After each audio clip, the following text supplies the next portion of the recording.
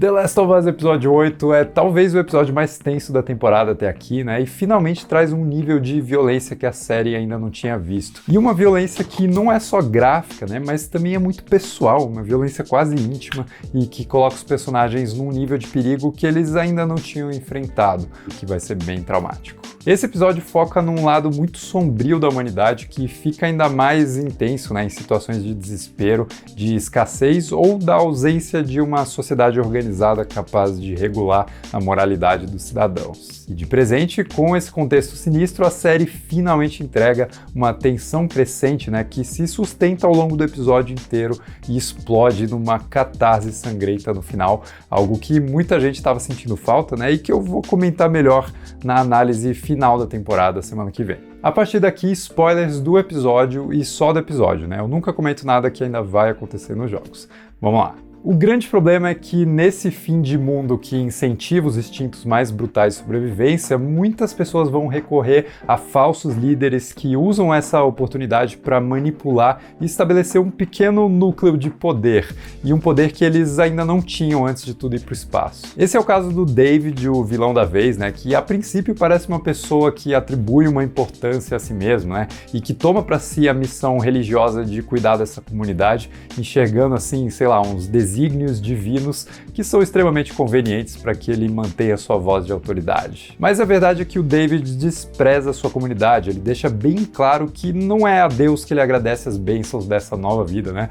Mas ao fungo Cordyceps, que mostrou para ele a verdadeira forma de sobrevivência nesse mundo, que é exercer um amor violento e abusivo para com o seu rebanho, né? Estabelecendo uma relação tóxica que faz as pessoas serem extremamente dependentes da sua aprovação e também do seu sustento. E não só um sustento material, mas também psicológico, né, espiritual, mas também material, né? Um sustento que fica muito difícil de alcançar no inverno super pesado que essa comunidade encontra nesse local que é o resort de Silver Lake. E a gente pode perceber uma crítica que aparece nas entrelinhas, né, fazendo uma comparação entre essa galera e a comunidade de Jackson que a gente viu há 2 episódios. Enquanto Jackson é liderada por um conselho de pessoas de diferentes áreas, né, e tem se saído muito bem na administração de uma cidade pequena, com provisões para todo mundo e uma vida decente, né, Silver Lake é uma comunidade que confiou cegamente nas palavras de um auto-eleito pregador que falhou em planejar as provisões necessárias para atravessar esse inverno tão rigoroso. O que faz com que o David, sendo o líder dessa suposta teocracia, né,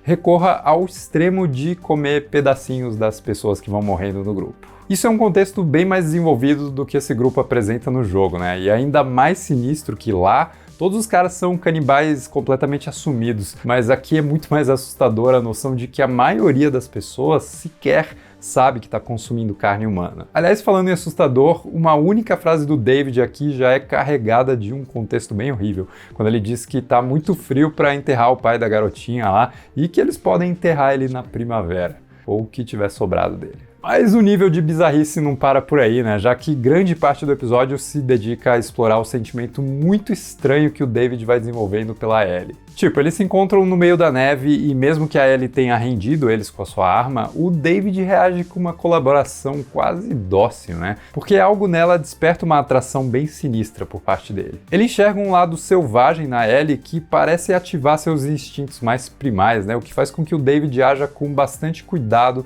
para atrair a Ellie até que ela não tenha como fugir. Para mim, parece muito um caçador que encontrou uma caça rara e valiosa, né? E toma todo o cuidado do mundo para não espantar sua presa antes de dar o bote certeiro. Eu penso até que o David já era um pedófilo antes da infecção acontecer e quando ele se converteu para essa comunidade religiosa, ele até passou a frear esses impulsos, mas vendo a Ellie, o cara decide voltar a saciar essas vontades criminosas numa sociedade que não pode mais punir ele por isso. Claro que isso em troca vai também ativar o modo sobrevivência extrema da Ellie, né, que recorre a várias estratégias ali, não só para se livrar das garras do David, mas também para humilhar o cara de leve, né, só para tirar uma onda porque essa é a Ellie. Tell them that Ellie is a little girl who broke her f***ing finger! Felizmente o Joel toma umas injeções de penicilina e revive bem a tempo de meter uma faca no cara que aparece para pegar ele e depois torturar mais 2 caras para descobrir a localização do resort Silver Lake.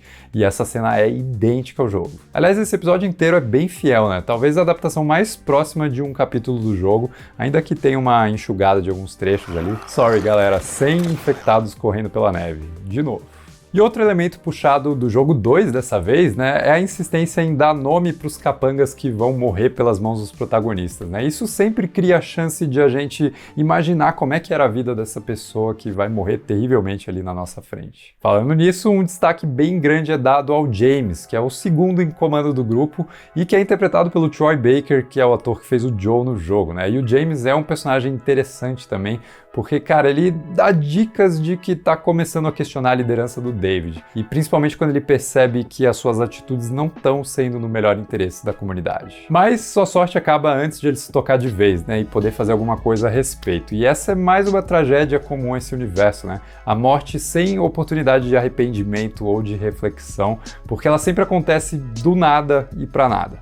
Bom, o episódio termina com a Ellie finalmente soltando sua raiva acumulada, né, e machadando a cara do David, muito além do que era necessário só para ela se salvar. Cada um desses golpes é uma liberação de culpa pela morte da Riley, pela morte da Tess, do Sam, do Henry, né, e pela vida de privação que ela viveu desde sempre. E esse é o ponto, né? The Last of Us existe num mundo que sempre vai gerar uma explosão de violência, porque a violência não é só necessária, mas ela é completamente inevitável aqui. Só que se entregando à violência, a Ellie finalmente, cara, anda os passos que faltavam para se encontrar com o Joel, que jamais conseguiria se conectar com uma pessoa que não entendesse tudo que ele passou e continua passando para sobreviver. O Joel foi quase todo dominado pela escuridão, né, nesses anos depois da morte da Sarah, e conhecendo a Ellie, ele começa a voltar, mas os dois se encontram no meio do caminho, porque a Ellie de agora não é mais a Ellie inocente que a gente conheceu lá no primeiro episódio. Então, mesmo que o abraço deles seja extremamente emocionante, e assim, é bonito ver esses dois finalmente reconhecerem esse sentimento que eles têm um pelo outro, né, e se abraçarem